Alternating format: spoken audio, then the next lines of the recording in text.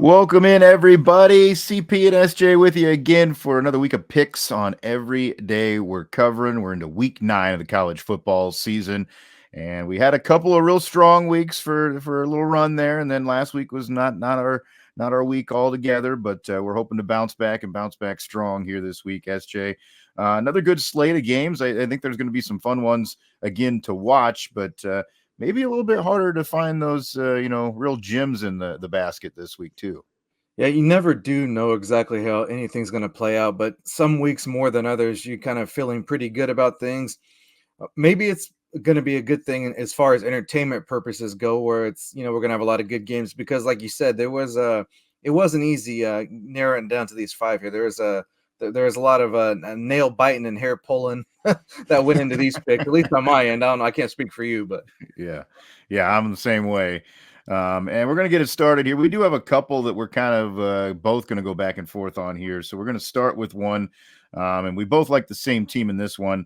Virginia is taking on North Carolina. This is at Virginia. I got them laying 3.5. And I think, the way that they've played here recently, I just don't think the level of competition for North Carolina has been all that great. And Virginia's a little bit more battle tested in some of their recent games, and they've hung in there okay against some pretty good squads. So I like Virginia to cover here.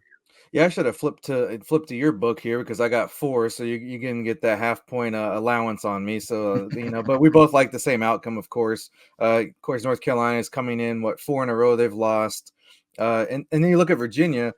Sure, they lost to Louisville and Clemson, but Louisville was 4-point loss, and Clemson got away from them in the end. They did cover. So we like that, of course, with the name that we have. Yeah. But they were only down it was like 17-10 at halftime. So they were in Mhm. it. This kind of got away from them, which, not to be that unexpected with Clemson being, a top 10 team. But just based upon that, I mean, obviously losses aren't something to kind of hang your hat on or be proud of. But, being in there with those teams makes me feel a little more comfortable going against the likes of a North Carolina, at least this year's version of that. Yeah, yeah, I'm with you there. So that was the first game that we both were kind of taking a look at. We've got another one that we're both taking a look at here, and it's actually a pretty good matchup on the record wise. A couple of 6-1 teams. And for sake of making this interesting and an interesting program, we got to disagree once in a while, and I think that's what's going to happen here. Uh, we've got SMU at Duke. Maybe not your marquee matchup you had on your slate at the beginning of the season, but yeah, two teams that have played pretty well up to this point. SMU, I've got them laying 11.5, and I'm going to go with the Mustangs. I think that they have played the tougher competition here so far. They were a little bit disappointing early in the season, but I think since that slow start, they've really kind of gotten their legs underneath them very well. I feel like Duke's going to give them a test here, but I feel like it's one of those late scores to get the cover type of deal here for SMU. I just think they're the better team, but SG, I think you might have a different opinion. Yeah, I mean, when you think SMU Duke, you don't think a 6-1 versus 6-1. Maybe in an early season basketball matchup in a certain year that could maybe be more realistic. But that's kind of where we're at now. This is my line of thinking here is similar to another pick I'll talk about later. But as far as this game goes, I'm kind of glad I'm getting that half point here because I got 12, so it gives me a little more cushion there. I'm in agreement with you as far as I think SMU is going to get the win. I really do. I think they're probably the better team when it all comes down to it when you consider the offensive numbers they've put up compared to Duke's won some close games and some maybe their big matchups here early in the season, but they have been pretty ugly, and that's what I'm going to lean on here, hoping that my hope to make this pick come to fruition, at least cover that 12, is that they muck it up a little bit, maybe kind of to take the wind out of the ball, air out of the ball a little bit. Run it, play some defense, keep that clock running, and don't let SMU really get going. Because we've seen, I mean, earlier in the year, last few weeks, they've kind of been hitting on all cylinders, but SMU has had their struggles too offensively. So Mhm. we'll see how this week if they're able to do that. But that's basically how I could see that happening. Is Duke's going to have to muck it up and they've done it this year, so I think it's possible, but they haven't done it yet against the likes of an SMU. So that will be the challenge. Yeah. Yeah. Interesting. Obviously, well, whatever way people decide to go, we'll make them happy one way or I mean, another. either way, yeah, we're gonna probably not notch the win. Hopefully, I mean, I know that's kind of a big number, but either way, we at least got hedging it somewhat. Now, Yeah. Yeah. Yeah. I'll go to the next one here, and then I'll let you jump in with one after that. But I'm going to go kind of with the hot, name team right now.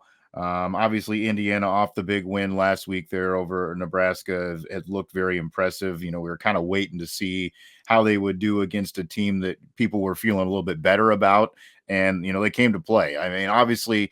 They do have issues as far as some guys being banged up and in injuries, but the guy that came in and played quarterback did just fine, and they got him to hang around the program. And I think that was kind of a big deal now that this has happened because they've got two, pretty good options. It looks like. I just feel like this is one of those games where the hype's going to carry them. Sometimes it can go the other way on you. If things get too big, but I just feel like all the attention they have. It's going to be a big day all together there in Bloomington, and in a Washington team that's just been kind of putrid at times. Obviously they went into Iowa City and just stunk a couple weeks ago. So I think that Indiana really will waltz all over them here, and I feel pretty good about laying 6.5.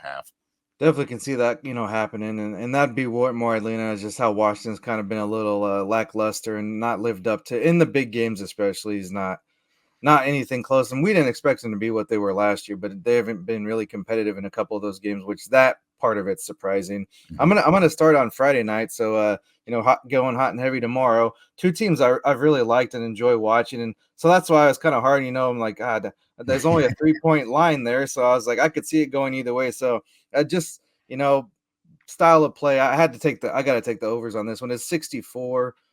Boise's 47 points a game. UNLV's 44. I don't expect. I could see Boise putting up a big number of 35 or 38 because I do think they're probably going to end up pulling it out. I don't know if it's going to be by that 3 points. Covering that's why I'm a little nervous on that too because I could see with UNLV being kind of that having that explosion too at the end, maybe getting a late touchdown or a couple scores, and then there goes that lose by a couple or even just one. So we're gonna not gonna stay away from the point spread there, but I think they're pretty easily will cover that number. Shoot, it might be halftime. We might be sitting at 50 or 56, something like that. So it might be an easy one or it might not. But I do think this might be one of the better games of the week, or has the possibility, and there's a good chance of that could happen, even though being on a Friday night, and that's another reason I kind of want to stay away from picking a winner. Was Friday nights are just we've seen it all year. Something kind of almost weekly, something is a little bit out of the ordinary, just because that's not a usual night to play on. And not only that, we're seeing a lot of different opponents. This isn't the case with these teams, but we're seeing a lot of different matchups and everything we've talked about in the pod. Just a lot of change with these conferences, but I do think this will be a good game, and like I said, maybe one of the games of the week.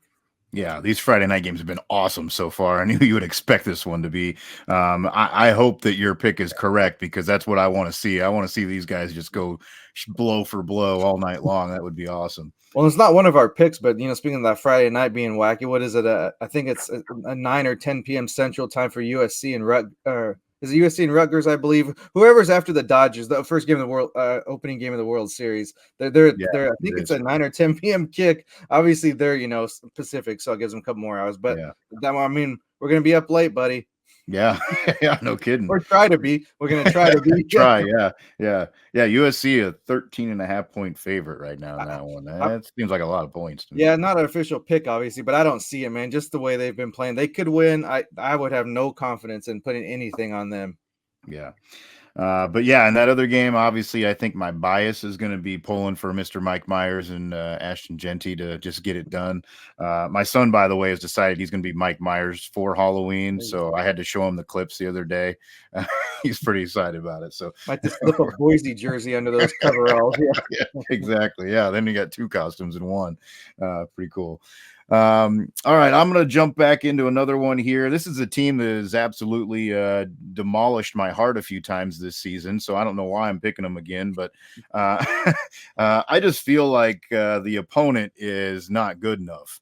And both these teams have kind of stunk really throughout the season, but Utah's laying 3.5 at Houston. Houston has just kind of been not real great. I mean, they haven't shown much life at all here throughout the year. If they're in games, it seems like it's only for a couple quarters. And I just think Utah's got that tough enough mentality. And of course, they've made some changes here recently, so they're going to be excited to try some new things on offense, I think. So that might help them, but not a lot to cover. So I'm going to go Utes laying 3.5 in that one. Yeah, this I got a couple more left here. One of those we'll take a Yukon. Don't usually, feel like taking them for the spread very confidently, but when you got Rice, a 2-5 Rice lining up against you, that gives me a little more confidence. And Yukon's actually been on a decent run here, 3 of the last 4, and they've won of those games. A couple were a bigger number, but they've won by at least like about 9 points. So we're looking, if they're going to win, they're likely going to cover that. What touchdown is what I would need. Put me in good shape spread there. So I'm going to go Yukon over Rice in that contest. All right. Yeah, I like that one. I was debating between a couple here, and I'll probably throw the other one out here for you at the end. But I don't know. This might be seem a little bit risky, just the way things have gone here lately, because Colorado has played really well. But I think Cincinnati's kind of a sneaky team here in the Big 12. They've just kind of chugged their way along, won some games here recently that I don't think people really expected them to. They're not really wowing you by any means, but they're getting 6.5, and I don't feel like Colorado's really played that many teams that are that great either. I mean, other than that K-State game where they hung in and had to kind of rally in that one.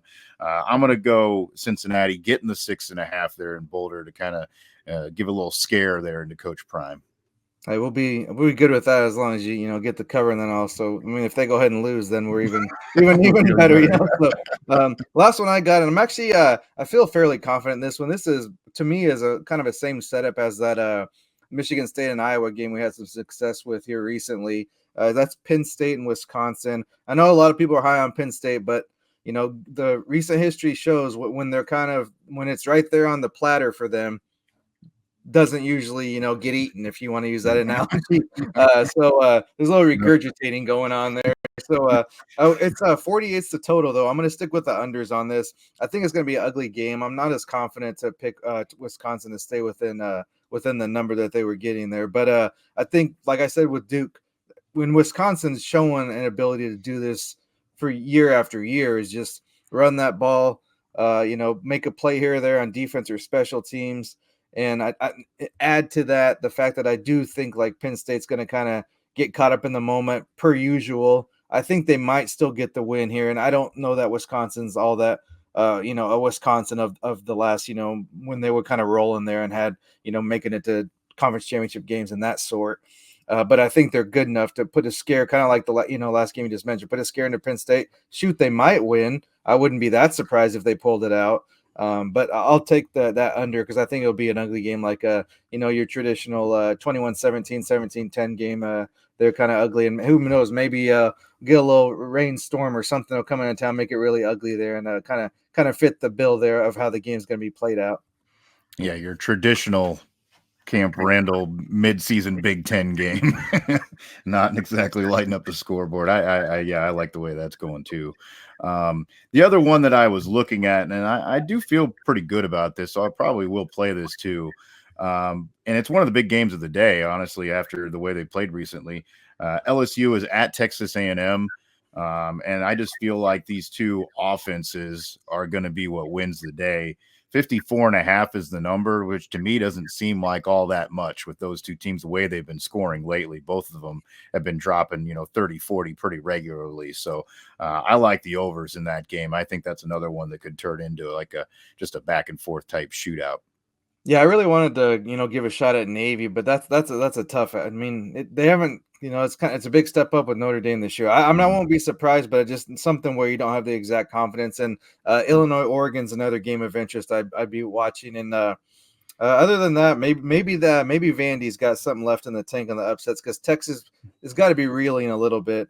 So we'll see how that one plays out. Watch out for BYU too. Last one. I'm a little nervous about that game.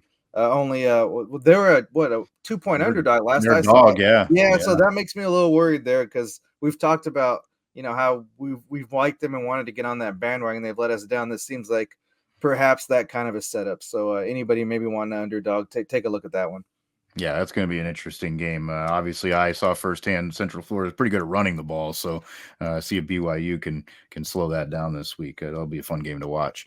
Lots of good games on the slate, and of course, it starts with what you brought up for Friday night. So get locked in there for that fun one between Boise and UNLV to get the weekend started right. If you see anything out there that you want us to take a look at or you're feeling, let us know. Hit us up there. You see the handles there for Twitter at Cherokee CP at SJM Bets. Give us a shout. Let us know what picks you like, or ask advice, or tell us why we're wrong. That's all fun. Yeah, we And haven't been fine wrong a dandy. lot lately, so you better pick your spots, buddy. Yeah.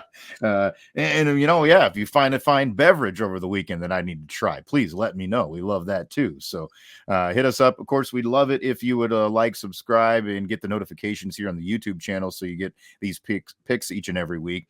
And then also, of course, lock into the podcast that comes at you weekly as well. Every day we're covering, available in all the major platforms, including here on YouTube, and then also our home base there at Spotify. So we appreciate you joining us. Go out there, have a fun weekend. Hope you hit some picks. That's SJ Munoz. I'm Chris Parks. Thanks for joining us for another week of picks here on Every Day We're Covering. We'll see you next time for some more covers.